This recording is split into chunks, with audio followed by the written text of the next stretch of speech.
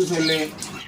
நீ வீட்டு கொடுப்பேன்னு தானே உன்னை நம்பி வந்து அந்த பாலையை செஞ்சுட்டு அதுக்கான பலனையும் இன்னும் கொடுக்காம இருக்கிற.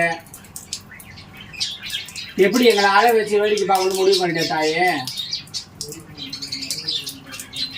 ஒரே ஒரு அந்த பாலைக்கு எங்கெங்கதான் சுத்தின்னு வருவாங்க.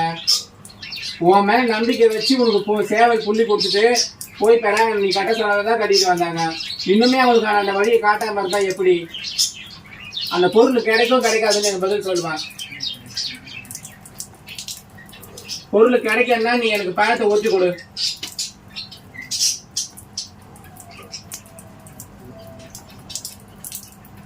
பொருள் கிடைக்காதுன்னா அப்படியே பிடிச்சிக்கிங்க வச்சுக்கோ.